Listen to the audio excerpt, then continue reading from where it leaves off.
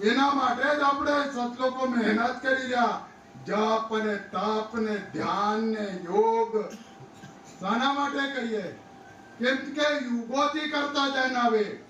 જ્યારે આની એક ભારત ભૂમિની અંદર એક ગુરુ વેદવ્યાસ પૂરા દેશમાં પ્રખ્યાત, જેમણે આપણા હિન્દુસ્તાનની અંદર હિન્દુ ધર્મને ટકાવી રાખવા માટે એને 4 વેદ 18 પુરાણો લખ્યા. દેખો ગુરુ વેદવ્યાસે ત્યારથી અગાઉથી ગુરુ વેદવ્યાસ એક ભારત ભૂમિના સતલોકોએ એમને ગુરુ તરીકે એક ફૂલતી ફળતી છોકરીઓ ગુરુ પૂનમ મનાવી બાપુ. ત્યારથી ગુરુ પૂનમ અગાઉથી ચાલતી આવે કે આજે ગુરુ પૂનમ ચાલુ કરી એવું નથી બાપુ, યુગોથી આવે.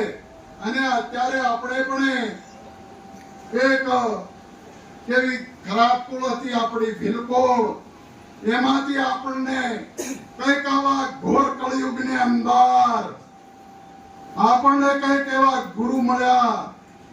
કેમ કે અગાઉથી આપણે વાલીએ શું માંગેલી? ભગવાન કાન ભક્તિ માંગેલી.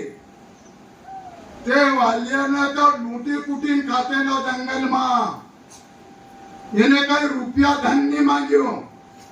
હું માંગ્યો ભક્તિ માંગી. ભક્તિ કે પાછા અમારી અનગાઢ અને અનપાડ કોળ આવે છે તો એ કઈક સુખી થાય અને કઈક સારો મારે ભક્તિનો ભણે, એના માટે એને ભક્તિ માંગેલી. તો આવા ઘોર કળયુગની અંદર ભગવાન એક વાલ્મીકના વસનથી બંધાયેલા આપણને શું મળે? ભક્તિ મળે બાપુ. દેખો આપણને ભક્તિ માતાનો મારે ભણાયો. જ્યારે સબરી માતા એક રામની રાહ જોતા જોતા એમને ઘરડી થાકી 80 વર્ષની ઉંમર થાકી માતામાં ધોળાવાળ આવી ગયા. તો પણ ભગવાન જ્યારે વનવાસ 14 વર્ષનો હતા અને ભગવાન સંકટમાં હતા, સીતા માતાની શોધખોળમાં હતા, સંકટ હતી, તો એમને પણ સબરીને ઝૂંપડીએ ગયેલા બાપુ. અને સબરીને રામ રામ રામ રટણ કરતેલી તેની આશા પૂરી કરી ભગવાને. દેખો કાયમના માટે ભગવાન માટે મીઠા મીઠા મધ બોર ભેળા કરતી મારા રામ આવશે ને ખાશે. દેખો કોઈની મહેનત કરલી, કોઈનું જપ તપ કરલો તો પડે ભગવાનનો રામ રટણ કરેલો કોઈ નિષ્ફળ નહીં ગયું બાપુ.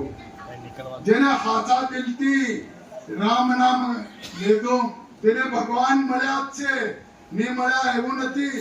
યુગોથી કેટલા મહાન સતલોકો પણ ભક્તિ કમાતા ગયા અને એના ફળ પણ ભગવાન આપતા ગયા.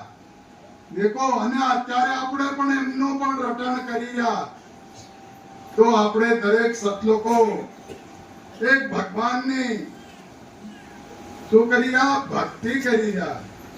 ને આપણી બિલકુલ ઉલટે પાટે હતી બાપુ. જ્યારે આપણને એક ભક્તિ માતાનો માર્ગ મળ્યો અને આપણે કેટલા આપણે સુખી થયા અને આપણું કુટુંબ બી સુખી થયું ધીમે ધીમે. કેમ કે આપણી બિલકુલ ખૂબ મહેનત કરે છે. મહેનત નથી કરતી એવી નથી બાપુ.